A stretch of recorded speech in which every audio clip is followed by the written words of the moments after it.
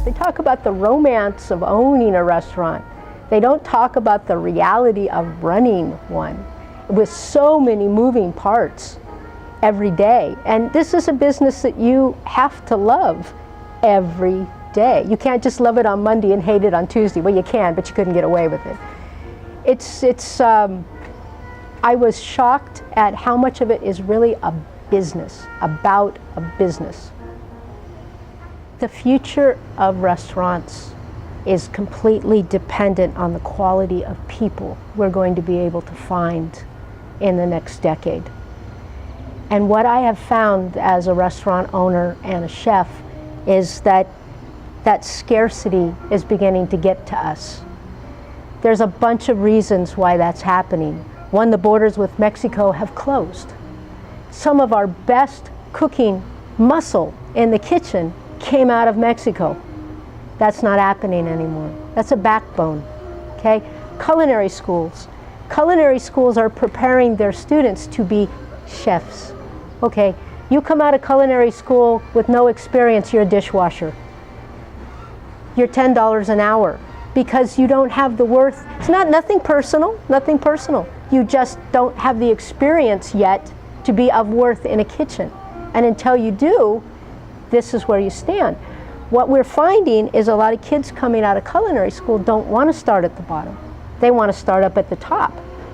And we can't afford to have them come in and start up at the top. The other thing is they're absolutely undependable as to whether they're going to show up or not. It depends on whether they need the money and if it's convenient. So we kind of put a stop to that here. We promote from within. My entire nighttime kitchen that I've won awards on were dishwashers that I trained how to cook. My chef de cuisine, Luis Munoz, and I taught dishwashers how to cook. They are the most loyal, the most hardworking guys because they came up from the bottom. But right now, all the laws that are going out now, the minimum wage, in California there's a discrepancy between what you make in the front and what you make in the back. Servers can make anywhere from $40 to $80 an hour. That gives them their tips. My kitchen guys, $12 to $14 an hour. Okay, what's fair about that? Tips in California cannot be split with the kitchen. It's illegal. It's illegal. People who dine out in a restaurant don't realize that the tip that they're giving the front is never split with the back. And that server's making $40 an hour, and the guy who cooked your food's making $12. And the state of California does not allow us to do anything with that. There's a huge discrepancy right now. In New York, what you're finding out is they're abolishing tips, and they are putting a 20% surcharge on the menu, and they're giving people a living wage. One, because they could not find kitchen help. Their culinary CIA grads went to work for fast food because they're being paid $15 an hour to flip a burger. They can't afford to work in fine dining anymore. But Danny Meyer is starting something in New York. It's in New York, it's in Chicago, it's in San Francisco right now. No tipping policy. Because they're trying to get around what has been set up. The other thing is California is one of 9 states that requires a $10 minimum wage to tipped employees. The reason why restaurants are doing well in New York and Chicago is because tipped employees make about $5.75 an hour. Plus tips. They actually work for their tips. Here, all tipped employees are paid exactly the same, $10 an hour. They're not working for their tips. There's no incentive anymore. My kitchen guys, however, it's created a tremendous amount of animosity between the front and the back, because the back knows exactly how much the front's making. And it's become a huge political issue right now. Are we going to be able to keep cooks? Only if we can pay them.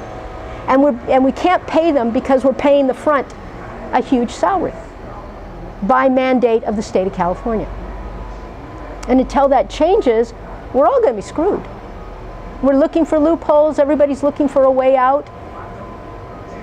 But people can't work for $12 to $14 an hour anymore, and the restaurant's general ledger can't afford to pay them more.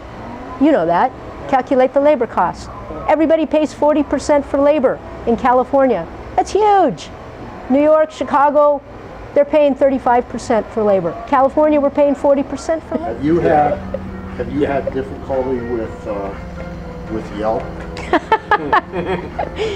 You know, here's the funny thing about Yelp. Honest reviews are wonderful. The people, you have 110 people come in on a Friday night, and one person decides they have a bad experience and they write about it. But the other 109 people had a fabulous experience. What people don't understand about Yelp is that little score they give you at the top, that's not right. Yelp decides which reviews they're going to put into that, and then they assign you a score. I know that because if you look at my provenance score today, I have 128 4s and 5s and 63 1s, 2s, and 3s, but we had a 3.5 rating. How in the world of mathematics does that even work? And so when you call them on it, they say, well, if you would just want to buy some ads, we can help you raise that score. So it's extortion, and yet they're not being called on it, and the American people think that, oh, I'm going to go on Yelp because they're going to count my It's not right. It's not true. Online mafia. It is. They said, yap.